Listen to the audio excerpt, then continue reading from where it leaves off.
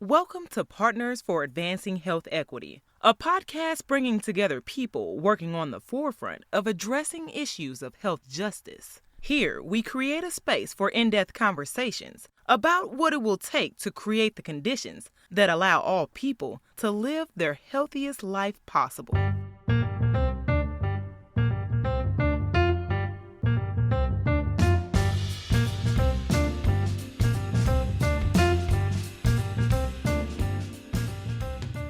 Hello, and welcome to the Partners for Advancing Health Equity podcast. I'm your host, Thomas Leviste, Dean and Weatherhead Presidential Chair in Health Equity at the Tulane University School of Public Health and Tropical Medicine. I'm honored today to introduce our guest, Dr. Sherman James. Dr. James is the Susan B. King Distinguished Professor Emeritus of Public Policy in the Sanford School of Public Policy at Duke University. Dr. James is among the most impactful health equity scholars and has a point of personal privilege. He's one of my former professors during his time at the University of Michigan. His research focuses on the social determinants of U.S. racial, ethnic, and socioeconomic disparities in health and healthcare. He is the originator of the John Henryism hypothesis, which posits that repeated high-effort coping and chronic stress and economic stressors rooted in systematic racism contributes to the early onset of hypertension and related cardiometabolic diseases in African Americans. For more on his career and work, you can follow the link in his bio on our website. Thank you, Sherman, for joining us today. Thank you, Tom, for inviting me. Sherman, I've known you for many years now, but it occurs to me that I don't know a lot about your background. Where are you from? Where'd you grow up? I grew up in a small town in rural South Carolina in the 1950s. And during that time, during my boyhood years, I think the population of the town was maybe 5,000 people, about 2,500 Black folks and 2,500 white folks. I think today it's now the metropolis of 7,500 people. So it's a really small town. It's located about 70 miles northeast of Columbia and about 40 miles south of the South Carolina state line. So a really small town. I'm a small town guy. You didn't say the name of the town. What's the name of it? Hartsville, Hartsville. Hartsville, South Carolina. Yeah. And your parents, are they also from that area? Well, my parents grew up on farms in and around Hartsville. And so we trace our roots back to pre-emancipation in South Carolina. So generations and generations. So tell me about your journey. So you grew up in Hartsville, South Carolina in the 1950s. And I look at the arc of your life and someone who grew up there and now what you've accomplished. Tell me about that. How did you get out of Hartsville? What was the impetus for you to leave? And where did you go? What did you do? Yeah. Well, after graduating from high school in 1960, I attended Talladega College in Talladega, Alabama. Talladega College is an historic Black college founded in 1867 by freed slaves. It's one of the American Missionary Association churches. And I attended Talladega from 1960 to 1964. I went to Talladega on the advice of the pharmacists that I worked for in this small town. There was one Black pharmacist, one Black doctor, and one Black dentist. And I worked for the pharmacist as a do it everything kind of guy from the time that I was 12 years of age until I went away to college at almost 17. And the pharmacist went to a historic Black college himself right after World War II. He was a World War II veteran. Went to Claflin, and his math teacher was a graduate of Talladega, and he was just so impressed with her, and he knew I was a serious student myself, and he said, I think you ought to go to Talladega. It'd be a good place for you. So it was on his advice that I applied to Talladega, along with other schools, all historic Black colleges and universities at the time. After all, this was the late 1950s when I was looking around for colleges, but Talladega gave me a full ride, and I went there and I spent really 4 transformative years at Talladega. I should mention that Talladega College is just 50 miles east of Birmingham, Alabama. And I reiterate, I was there in the early 1960s. Oh, yeah. Yeah, so it was a very heady time to be a a Black college student in the South in the early 1960s. One might say in the belly of the beast. Mhm. Well, tell us about that. Anything you want to share about those experiences? Well, I went to Talladega with the idea of maybe going into medicine because I hung around these Black health professionals, as a boy, and I looked up to them. I liked what they were doing. I liked the debates that they would have about everything under the sun. And that was a kind of a parallel education for me because they were worldly men and they were sort of role models for me. But at Talladega, I learned that I enjoy social sciences and humanities more than I did the natural sciences, even though I was a decent enough student. I just really liked the social sciences and the humanities.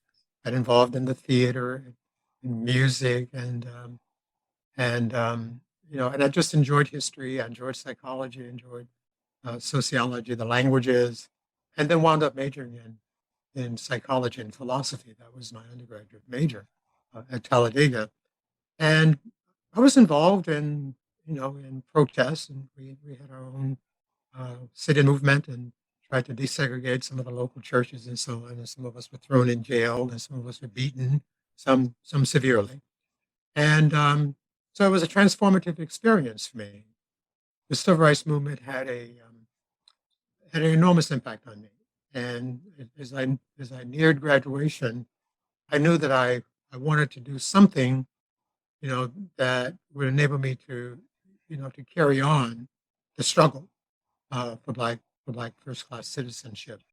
And so I had plans to go to seminary. Actually, that was something that I had decided I wanted to do because, after all, many of the frontline civil rights leaders were men who were part of the clergy. Of course, we often overlook, the pivotal role that Black women played in the background, but the Black males, Martin Luther King Jr., Ralph Abernathy, and so many others, I admired them. I admired them in the same way, if not more so, than I admired the Black male health professionals who really taught me a lot about the larger world. But I decided in my senior year that I didn't really want to go to seminary, that I wasn't sufficiently sort of committed to that as a career path to do that. So I took some time off and went into the Air Force, became an Air Force officer, spent 4 years in the Air Force. This is early 1965, or early 1969.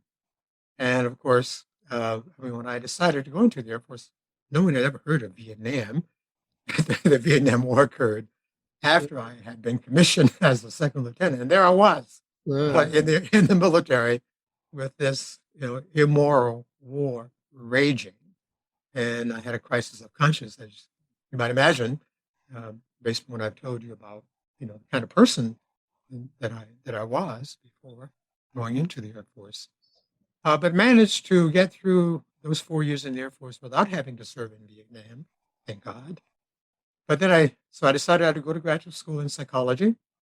Went to Washington University in St. Louis, got my PhD in psychology with a concentration on personality, social psychology. And that was interesting enough, but it didn't really sort of speak to me, in a deep way. And to my great good fortune, one day out of the blue, I got a call from chair of the search committee in the Department of Epidemiology at the School of Public Health at the University of North Carolina, Chapel Hill. This is late 1972. I'm in my final year at WashU working on my PhD. And he asked if I might be interested in talking with him about going to Chapel Hill to join the epidemiology department. I said, "What is epidemiology?" And so he did his best to explain it to me. It was all pretty opaque. But the chair of the search committee had spent the first 5 years of his academic career on the faculty in anthropology at Washington University in St. Louis. So when the two psychologists that had been on the faculty for a decade, say 1960 to 1972, decamped to Boston, they said, well, let's see if we can find, another psychologist to do what they were doing. And so this is the early 1970s, and the University of North Carolina at Chapel Hill is taking baby steps to desegregate the faculty. So they were now looking for Black faculty. And the chair of the search committee decided that he would call up Washington University, the psychology department, to see if there were any Black psychologists, about to get their degree. So yeah, there was this guy, Sherman James. And so they gave him my phone number and he called me up. And as I said, epidemiology, what? He said, well, come on down and let's have a, conversation and let's see how, see what you're thinking and you get a chance to look us over. And I thought, well, Chapel Hill, it's just like 3 hours from where I grew up. So if they want to fly me down to Chapel Hill, free of charge and wine and dine me, and then I can go see my parents, who am I to refuse such an invitation? So I said, okay, I went down to Chapel Hill and I had no interest whatsoever, when I first arrived. And the first people that I, spoke to, parasitologists and virologists, and they were talking Greek as far as I was concerned. And I knew that, oh yeah, this is just not going to work. The fit is not good. Let me just get through this experience. At the end of the first day of the 2-day visit, I had an interview with John Castle, who is chairman of the Department of Epidemiology, a world-renowned social epidemiologist. I didn't know any of this because I didn't do any homework whatsoever for this visit. He was this giant. For the record, you don't recommend that. I don't recommend that. Okay. I think if you're going on a job interview, you ought to at least find out who the people are, that you might be meeting with. But John Castle was a physician epidemiologist from South Africa. And when he was in South Africa, he and a group of other South African physicians, all white obviously, provided health care to a community of Africans, Zulu nation, basically, in and around Durban. And in the course of providing health care to this community, he became very impressed with the role of culture and how cultural resources can protect people when you have strong social support systems, you have an intact culture, and then you can weather all kinds of storms under those conditions. But here they were, this group of South African physicians trying to provide care to this community of African people as apartheid, South African apartheid was coming down with both feet on the natives of South Africa. And they could see how this system of political and economic oppression was destroying the culture of the people and making them vulnerable to health issues that historically they had not been vulnerable to. So that impressed him, that social and cultural and economic and political conditions are profoundly important in terms of influencing the health of populations and creating vulnerability. It was that vision, that understanding of the role of social conditions as a factor in the health of populations that he brought with him to the Department of Epidemiology at UNC Chapel Hill. And that was the story he began to tell me. And he didn't say it in so many words. But I think one of the reasons why they were especially interested in me was that I grew up in the South. I grew up under American apartheid. Mm-hmm. So he knew, as he was speaking to me, he knew the circumstances under which I grew up. And at one point he said, I think that someone with your background, this is a paraphrase, it's been many years now, someone with your background could make a real contribution to the work that we were trying to do, because they had a big project underway in Georgia, looking at cardiovascular disease, the epidemic of cardiovascular disease in the Black population in this county in Georgia. And they thought that as a trained social scientist, as a psychologist, I might be able to help them sort of bring a unique perspective to bear on the work that they were doing. And then at another point, he said, epidemiology is the place where science and social justice come together. And boy, I sat up on the edge of my chair when he said that, because now he was really speaking to me. Here I am, a product of the early 1960s civil rights movement, had been searching for a way to bring together my interest in social justice and civil rights and science, and here it was. It fell into my lap. Yeah. I thought to myself, holy cow, this might be it. This might be the thing that I've been looking for.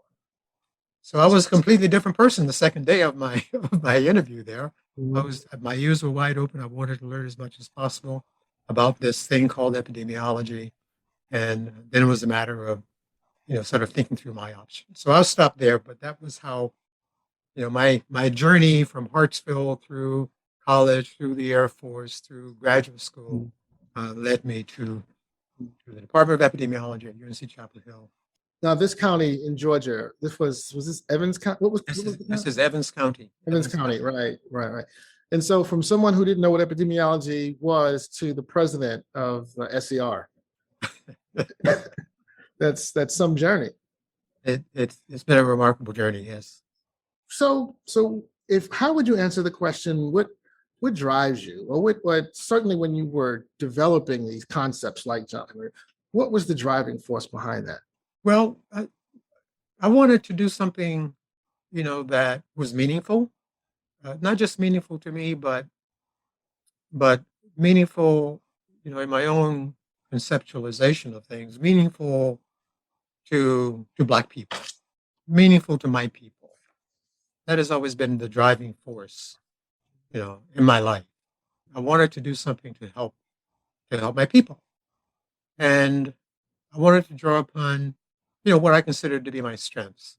I've always been a very curious person. I've always been interested in a lot of things. I'm not an activist in the traditional way you sort of think about that. Going out marching. I did my fair share in college, but I'm not that kind of leader. I consider myself, a serious academic. I always was. Really a very serious academic, interested in ideas and interested in the application and the implementation of ideas in the service of improving social conditions, again, particularly for Black people. So for me, public health represented kind of an institutional venue where I could do that. In a way that it was pretty clear to me, as a graduate student in psychology, that I wouldn't be able to kind of work on this core commitment that I had, to really work on applied issues, on practical issues, on issues that had political and social significance, right? I wanted to get out of that kind of, I didn't know it, but I didn't feel like that was where I could be me. And so public health, it turned out, was a place where I could be me, where I could pursue my intellectual interests, I could pursue a variety of ideas, and I could be close to the front line. I could try to generate some knowledge, that could make a difference. And that was really what I wanted to do, and dedicated, 43 years, trying to do that in terms of teaching, research, and various kinds of service. So I asked you for an article from the early point in your career and something from later in your career. And I asked this of everyone that we interview, and I'm always curious about the articles that people select. You selected an article that you published in the American Journal of Public Health, 1978. It was an essay. It was sort of an introduction to a special issue of the journal. And the title of the essay was Blood Pressure and Skin Color. Tell me about that essay. Why did you select this one to talk about? So it was an invited editorial. which I co-authored with a senior colleague, Al Tarola, very famous epidemiologist, physician epidemiologist who passed, I think, in 2007. The editorial was a commentary on an article that was published in the journal. It wasn't a special issue of the American Journal of Public Health, but it was an article that was conducted by some researchers at the University of Michigan, it turns out, on the role of skin color, dark skin color, as a risk factor for high blood pressure in Black folks, Black men and Black women in Detroit. And they also had a sample of whites, and they looked at skin color and variations in skin color among whites and relationship to blood pressure, and variations in skin color in Blacks and the relationship to blood pressure. And they found, as a few other studies had found, that the darker the skin color, the higher the blood pressure. And this particular association was stronger for Black men than for Black women. Present in Black women, but not quite as strong as it was for Black men. And they advanced an explanation that was kind of a combination of genetic factors and some poorly understood psychosocial circumstances. Now, this is 1978, and the data that they collected have been collected in the late 1960s. And so they published, this University of Michigan group had published a series of articles beginning in the early 1970s probably through the early 1980s on their research in Detroit. And so this one, as I mentioned, focused on skin color and blood pressure. And they sort of advanced an argument that posited that maybe there was something about melanin concentration that was part of the tyrosine melanin biochemical pathway. And they made kind of some superficial comments about racial discrimination and this kind of thing, maybe being the real explanation for the darker skin color blood pressure finding, but they didn't go into much detail. So Al Tarola, senior colleague, was asked to actually write the editorial. But Al said, I want to invite Sherman to join me. So the two of us together wrote this editorial. Al sort of really focusing more on the biological dimension of it. And then I focused on the psychological, the sociocultural, the historical significance of skin color as a risk factor for Black folks, for African Americans, both in the larger society, but also in terms of social status differentiation within the African American population, noting that African Americans who were racially mixed, even before emancipation, had access to certain privileges that darker skinned enslaved people did not have access to. And certainly with emancipation, following emancipation, African Americans of fair skin, a lighter skin color, were much better positioned to sort of take advantage of the quasi-freedom that newly freed African Americans had. They were more likely to be literate, they were more likely to have skills, and if you will, they probably had more cultural capital just by being closer to the slave-owning families. So they were better positioned to really take advantage of the narrow and short-lived opening that Black Americans had, going into Reconstruction period and then after the fall of Reconstruction. So I wanted to tell that story. I wanted to bring that historical perspective to bear on the researchers' findings about why dark skin color might put African Americans, those so exposed, those with that particular characteristic, at a high risk. It's because of the discrimination that they were faced with, the denial of access to these critical social and material resources, and that the struggle to overcome those disadvantages could have a deleterious impact on their cardiovascular health, as as indicated by a higher risk of high blood pressure, that there will be physiological consequences of having to work so hard to acquire material and social resources that will enable you to, to get ahead in life, if not to survive itself.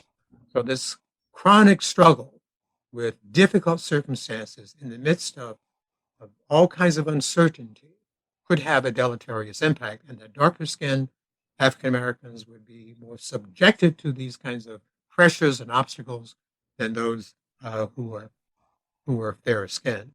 So it gave me a chance then to, because I had a pretty strong liberal arts education, it enabled me to kind of really draw on history, draw on psychology, draw on culture, and bring that perspective to bear on this particular paper, which otherwise, would have just fueled the then dominant point of view that, hey, the problem of high blood pressure in African Americans is pretty much about genes. Those African genes are just kicking in and wreaking havoc with the cardiovascular system of Black folks. And I was thinking, well, let's look at this historically. Let's look at it historically, understand where this comes from and why darker skinned African Americans, are so much more disadvantaged, arguably, than any other group in the United States, with the possible exception of Native Americans. But with that potential exception, darker skinned African Americans are just faced with so many more obstacles, so many more barriers, so much more stigma. And I wanted to interrogate those findings from that point of view. Well, your interest in the humanities certainly came through in that essay. I think it's a beautifully written essay, and I'd like to recommend anyone who's interested in just seeing some excellent scholarship to take a look at that essay. I think it covers a lot of ground, especially considering when it was published. I mean, I think the ideas in this article have become pretty commonplace now. But back then, it was not at all commonplace to talk about how slavery and how Jim Crow and how the entire history of this country as it relates to race ultimately coalesces within the body of human beings today. But at that time, this was quite a radical idea. So I get this question a lot from people, kind of writing about these topics back at that point, back in the 80s. You were doing this in the 70s. Tell me what that was like and what kind of reaction did you get from colleagues and from others? Well, Chapel Hill was a very interesting place at that time. And I guess the short answer, Tom, is a lot of compliments. That's the short answer. Wow. I had a lot of support from the senior faculty. I was the first Black professor to be hired in that School of Public Health on the tenure track, and the first Black American to become a full professor in the School of Public Health at Chapel Hill. So it was, as I look back on it, I don't recall getting any, at least to my face, push back on that. Mm-hmm. But the essay, the editorial was co-authored by one of the most prestigious epidemiologists in the country. Yeah. So the fact that he was a co-signer, to these ideas, I think provided me a bit of protection that I might not have otherwise had. Yeah. Well, I think that's an interesting thing, that he basically used his privilege to help bolster your voice in bringing that out. So that essay was on skin color, but then your work evolved. And this is 78, so shortly after that, your work really began to evolve into this concept of John Henryism, which really, I think, is the thing you're most noted for. Talk to me about how you developed that concept. Where did that come from? So I met a man by the name of John Martin in the summer of 1970. I did not know that his full name was John Henry Martin when I first met him. But I met him in July of 1978. The editorial essay, Blood Pressure and Skin Color, was published in December of 1978. So my speculations about why dark skin color, particularly in Black men, because that was where the association between dark skin color and higher blood pressure was stronger, right? So those speculations that I offered at the end of that editorial about the physiological cause of chronic struggle against discrimination, against structural racism, those speculations were informed by the meeting that I had with Mr. John Henry Martin 4 or 5 months prior to the time that we actually wrote that editorial. Had I not had that encounter with him, I don't know that I would have brought that perspective to bear. But let me tell you now about that encounter, because it was life-changing for me. John Henry Martin, in 1978, was 71 years of age. He was born in 1907 in a farming community just north of Chapel Hill in Alamance County, into a sharecropper family. His father was not a slave, but his grandfather was enslaved. So John Henry Martin was born into a sharecropper family, dirt poor, in 1907. And as he grew up, he could see how his father, after sort of early in his own adulthood, became a widower. He lost his wife in 1919. So he was a single parent, John Henry Martin's father was, and a sharecropper. And he had to raise 4 or 5 children. And John Henry Martin saw how he would work himself, night and day, trying to get ahead, but half or over half of whatever he earned, he would owe to the owner of the land for whom he was sharecropping. So he could never get ahead. And John Henry Martin decided that if he ever got, this is almost a direct quote, he said, if I ever get to be a man, if I ever get to be grown, I'm not going to be a sharecropper. I'm going to have my own land. And then when he did become an adult and got married to a really wonderful woman, eventually, after a decade or more of sharecropping themselves, and he was becoming more and more incensed at the exploitation of his labor, because he was an uneducated man. He was able to only go to 2nd grade because he had to help out on the farm, right? So after about a decade and a half of being a sharecropper himself, he and his wife decided that they were going to take out a loan from the bank to purchase some property. And he did so with great trepidation, because he was very, very concerned about being in debt to anybody or to anything, including a bank, because he saw what indebtedness did to his father. So he resolved to take out a loan to purchase 75 acres of fertile land. And he had a 40-year mortgage to pay for it. But he didn't want to take 40 years to pay for it. He said, I want to pay it off in 1 year. Well, there was no way, of course, he could pay it off in 1 year. But he, with the support of his wife, worked night and day, 6 days a week, sometimes 6.5 days a week. And they managed to pay off that 40-year mortgage in 5 years. In 5 years, just by working himself literally to the bone. And after about 2 hours of listening to his story, his wife came to the door and she said, John Henry, it's time for lunch. Bring your guests with you. So I looked at him. I said, your name is John Henry? I said, yeah, John Henry Martin. I thought, holy cow, John Henry Martin. Because in the course of the conversation, he told me that the reason why he felt that his health was so bad, he had high blood pressure, he had had a case of peptic ulcers disease that required that 40% of his stomach be removed, and he had a case of debilitating osteoarthritis. He could barely walk. Remember, I said at the onset, he was only 71 years of age. And the onset of these conditions occurred beginning in his 50s. And he said, I think the reason why my health is so bad and that my legs are all out of whack is because I pushed myself too hard in the field. So when his wife said, John Henry, time for lunch, bring your guests with you, my mind went immediately to the legend of John Henry, the steel driving man, who engaged in this epic struggle against the machine, who refused to be defeated in this epic contest, steel driving contest against the machine, succeeded in beating the machine in terms of drilling further in the face of the mountain than the machine did. But then he dropped dead immediately after his victory from complete mental and physical exhaustion. So he won, but he paid a high price. And so I began to think the connection between John Henry Martin's story and the legend was really instantaneous. But then I thought, Well, my dad, my dad was a brick mason, bricklayer. My mom was a factory worker.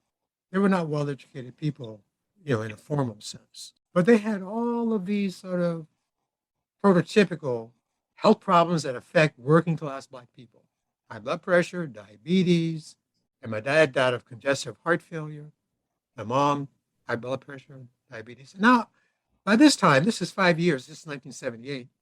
So by this time, I have become pretty well informed about how widespread the epidemic of high blood pressure, and heart disease, and stroke is in the Black population. And I was already aware that this was epidemic in my own family. So John Henry Martin's life story seemed emblematic, not only of the legend of John Henry, but really emblematic of Black people, my family members included. So I thought that there is something here. There is something here that needs to be interrogated, that needs to be understood. Could it be that this incessant struggle to overcome these various manifestations of structural racism, whether it's the sharecropper system, whether it's, not having the opportunity to go to school, to graduate from a decent high school, to live in a community that had lights, paved streets, these different manifestations of structural racism that impacted the Black working class Southern population all over the South. Could that be part in their struggle to overcome those conditions, to realize their potential, to get somewhere in life, much like John Henry Martin struggled to do? Could that be part of this epidemic? Could that be sort of the psychosocial piece, the stress and coping piece that needs to be understood? So here again, I was drawing upon my background in the social sciences, humanities, my understanding of the lived experience of Black people, and my advanced training in psychology to weave together, if you will, the beginnings of a theory about how it is, that refusing to be defeated, refusing to give up in the face of this systemic oppression, and actually moving forward many times, but at a cost. Is that part of what we need to understand about this ongoing epidemic of high blood pressure and related cardiovascular diseases in Black America? So that became the John Henryism hypothesis, which I then needed to figure out how to test empirically. This is just fascinating. So this John Henryism concept, is this a personality characteristic, or is it a cultural character, a cultural dynamic? Is it something endemic to the person, or is it something you acquire through life? I think that's a great question. There was one paper, I don't know if it's ever been replicated or not, but it was a study done on twins looking at the contribution of, let's say, genetic variation and the environment to John Henryism scores. And like so many other, human characteristics, right? 30% of the variation in John Henryism scores, according to this particular group of researchers, had its origins in sort of some genetic factor, but the rest was the environment. So 30% can be accounted for by genes, if you will, whatever those genes are. 70% by the environment in which you find yourselves. So I think there's a huge cultural component to this. I think that the way African Americans are, as children, are socialized about how you have to deal with racial disadvantages, structural disadvantages in American society. There's this notion of the Negro theorem, which has been around for a long time, and it goes something like this: that as a Black person in America, you have to work twice as hard as a white person to get half as far as a white person. So the emphasis is on work, and the emphasis is on tenacity, and the emphasis is on determination. This is something that is deeply embedded in African American culture. You don't give up in the face of adversity. You persist. You know that you're going to have to work hard, oftentimes twice as hard, in order to get ahead, because the deck is stacked against you. And so Black boys and Black girls least historically, and this you could make a case that this is problematic, but at least historically, black boys and black girls were socialized, into that sort of way of thinking, that kind of understanding of what you have to do as a black person in America. You just have to work hard in order to get ahead, in order to provide something for your family, and in order to leave something behind for the next generation, which is something that John Henry Martin said was a big part of his motivation. Yeah, but so just looking at your life story, obviously you worked very hard to go from where you came from to accomplish what you have been able to accomplish throughout your career. So what is wrong with hard work? Nothing. Why is that a problem? It is not a problem. It is not a problem. But if you don't have the resources, right? I mean, if you keep the accelerator all the way to the floor, all the time, and you don't modulate that, you don't pick your battles, you don't take time to rest, to recover, to play, right?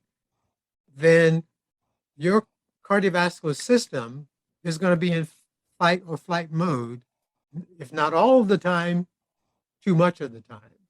So that when you lay down at night to rest, to go to sleep, instead of your blood pressure being able to dip down to a level that becomes restorative, right? That gives your system, all of your different systems, a chance to sort of recover, then you're going to arise and enter the world the next day without the kind of restorative strength that really permits long-term resilience at the physiological level. So it's a question of modulating, and it's a question of self-regulation, but also modulating your expenditure of energy, being aware of the circumstances around you, picking your battles, mobilizing your support, right? Mobilizing support. Don't try to do it all by yourself, but mobilizing a support system, a social support convoy, as a colleague has put it, as a way of sort of minimizing those physiological costs that attend having to work twice as hard because you're black in order to get half as far. Yeah, but what if you're working that hard and you're succeeding? What if you are advancing and that hard work has been efficacious? Does it still have the same deleterious health impacts? Yeah, I mean, I think the case of John Henry Martin is illustrative, as is the case of my own father, who started out as a pick and shovel man and became general foreman of the construction company with only an eighth grade education. And his story is directly analogous to the story of John Henry Martin. Success at a high price. The Legend of John Henry. Success, but at a high price. So yeah, you can advance,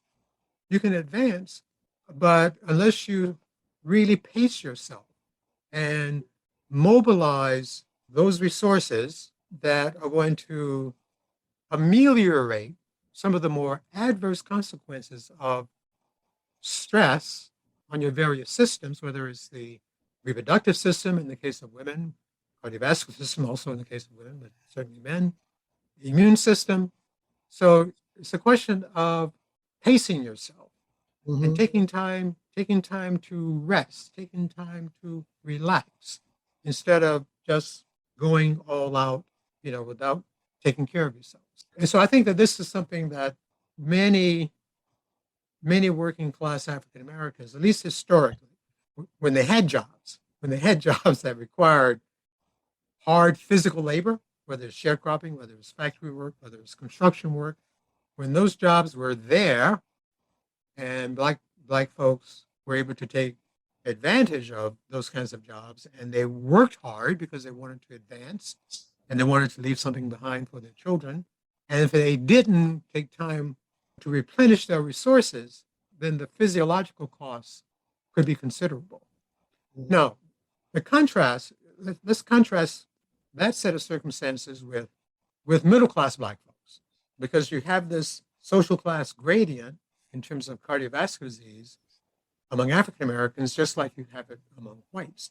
That social class gradient is not as steep for African Americans as it is for whites, because the health returns, and Tom, I know you know this, the health returns, let's say on high education or higher income, for Black Americans are not as great as they are for white Americans. So you get this sort of leveling off of good health returns on high educational achievement and income, because it takes a lot for Black folks just to get into that range of the social class spectrum to begin with. And then once you get there, there are all these sort of subtle, complicated stressors that are oftentimes very difficult to decode and figure out how to respond to. And so the wear and tear among that better educated, better, more well-off African Americans, the daily wear and tear on their various physiological systems would be greater than it is for the white counterparts, because they're dealing with different kinds of social environmental stressors. That said, those social environmental stresses aren't nearly as great in magnitude and compromising in terms of health as operate on working class and poor African Americans if they engage in what I call John Henryism.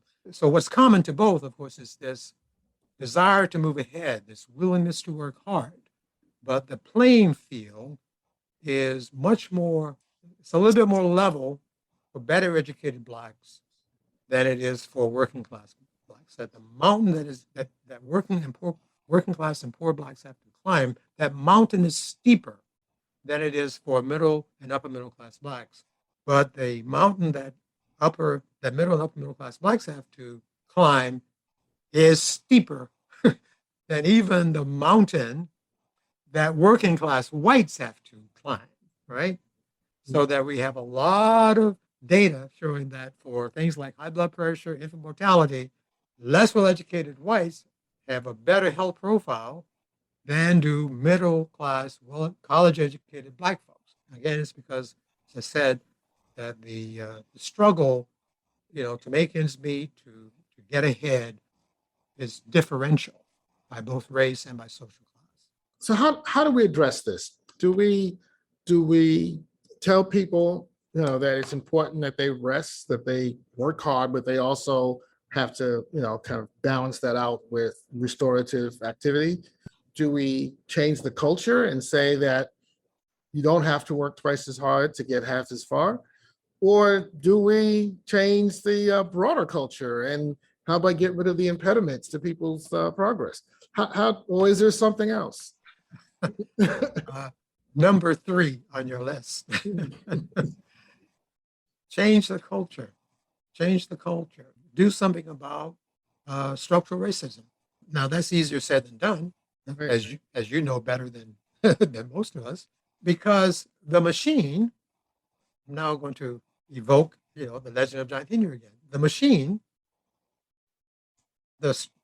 of structural racism, because if you really think about what that legend is really telling you, it's really a story about structural racism and the deadly exploitation of Black labor, but at the same time, the refusal of Black folks to give up, to run away, their determination to confront the machine. I argue that determination is cultural, and it plays out in what I call John Henryism. And under more favorable circumstances, meaning you can get a good education, you can get a good job, you can surround yourself with allies, as I was very fortunate to be able to do in the early part of my career, which I think has more to do with the success that I had than any individual talent that I have. Because there are a lot of highly talented Black folks out there, smarter than me. I was lucky. I had a strong intellectual and social support system from senior people when I began my career. Made all the difference in the world. How do we put that in place for more people? That involves changing the culture. So that you level the playing field, so that this work ethic, which I think is a core part of Black culture, I've seen it all of my life. It's there. Black people are not lazy. Black people are not criminal. And yet the racist culture lifts up Black criminality as if it's somehow characteristic of Black people, particularly Black men, and it's not. Anybody who knows anything about Black Americans know that is simply not characteristic, but it's all a part of systemic manipulations to keep Black people in their place. And the manipulation of these systemic forces plays out in the educational arena, plays out in the labor arena, plays out in mass media, plays out in the cultural arena. This depiction, this stigmatization of Black people, right? So that's what I mean when we say change the culture, or when you talk about changing the culture, I'm talking about changing the culture both in terms of labor relationships, educational opportunities, the way that Black students are treated in predominantly white universities, the way that Black professors are, the way that Black executives or Black staff people are treated in the corporate world. I'm talking about all of these institutions that make up, let's just say, American culture. Right? Mm-hmm. We need to change those things. And then this desire for upward social mobility, this desire for self-fulfillment, to realize your full human potential. Black folks and other people of color, particularly those, well, really other people of color, not just those who are really poor and disadvantaged, but all people of color, and particularly African Americans, right, who are subjected to these forces of systemic racism, cultural, economic, political. We can level the playing field a little bit. If we can remove some of that pressure, then the same hard work ethic that we've been talking about, the same desire to be successful, can be realized without the associated physiological costs. That mounting evidence, not just my work, but evidence coming in from a variety of directions, right? People are calling it by different names, but it's the same phenomenon. It's the same underlying phenomenon. Whether you're talking about skin deep resilience, talking about weathering, you're talking about diminished returns, diminished health returns, on educational advancement, John Henryism, is all the same phenomenon, just going by different names. And there's a convergence, it seems to me, toward the same conclusion, that it's really these systemic forces that operate on people of color, African Americans particularly, shall we say, at least that's what I know best, that is resulting in too high a cost as people try to pursue, shall we say, the American dream, try to make something of themselves. So the Partnership for Advancing Health Equity is all about bringing together these same sectors you just talked about, academia, community-based organizations, civil society, government, philanthropy, private sector, to all work on health equity, all of whom are doing things in health equity. But what we're trying to do is bring these coalitions together to build synergies and to create a more common agenda around addressing the health equity issue. Talk to this coalition. What would you say to people from these variety of backgrounds who are all looking at ways to advance health equity? What would you want them to know? Well, what I'm going to share, Tom, about that important question may or may not be helpful. but here's my thought about it. And it's one thought with multiple facets. I think that our children are in trouble. Children in America are in trouble, irrespective of race, ethnicity, and social class. Children in America today are under tremendous stress. Yes, and I'm alluding now to the school shootings as a source of toxic stress. But and that's irrespective of race and ethnicity or geographical location.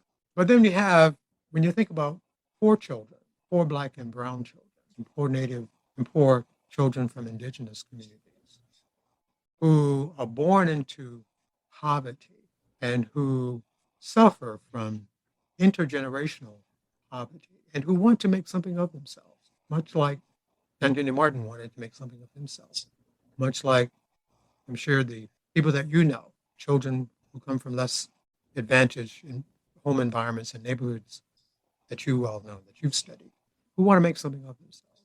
And yet, as they apply themselves, as they work hard, they try to overcome those obstacles, try to get a decent education in under-resourced schools, worry about getting to school safely and getting home safely, who worry about being over-policed, who worry about just not being able to realize their dreams for a variety of reasons. My thought then is that if we as a society could coalesce around an agenda to protect and promote the health and well-being of our children and look at that agenda from the point of view of what do we need in the area of housing? What do we need in the area of education? What do we need in the area of job training? What do we need in the area of health care? What do we need in the area of more effective policing? So we have these different sectors in our society. Is there a way to bring these different sectors together to focus on the children of America, to alleviate some of the toxic stress that is undermining their health, that is driving increases in suicide and suicidal ideation? The community-based organizations have been in this business, many of them, for a long time, but they just haven't had the help that they need from the corporate world. I would argue from religious institutions, certainly not from the political institutions. And this is something like this, it seems to me, could bring together partners at various levels of government, local, state, and federal, who could be opposed to an agenda focused on improving the health of children. It seems to me that would be one way to try to get some traction in order to move forward on a number of interlocking issues that cut across sectors and that tap into the agendas, into the portfolios, into the mission statements of these different sectors. So that's my thought about that question. And I did have one final question. As you are an accomplished research scientist and scholar, I'd like you to address the next generation of health equity scholars. What would you say to them? What advice would you give them for how they can pick up the mantle and continue, now to excuse my mixed metaphor here, continue pushing that boulder up that hill? Well, I mean, knowledge is power. Knowledge is power. And we will come to know different things only by asking different kinds of questions. I was fortunate early in my career to stumble upon a different kind of question, which I pursued for decades. And I was able to do that because I drew on my life experiences. I drew upon what I saw around me, what I understood about the people, who raised me in the larger community. And I received very effective mentoring early in my career. It made a huge difference. So now we have, as you all know, as dean of a major school of public health, we have a more diverse student body than we've ever had. We have young people who are bringing in incredibly rich life experiences, global. What a laboratory, what a learning laboratory, right? To learn from each other, where some different questions can be asked that are tailored to the material, the social, cultural, the economic, the healthcare needs of specific communities, but at the same time tell us something really powerful about the human condition.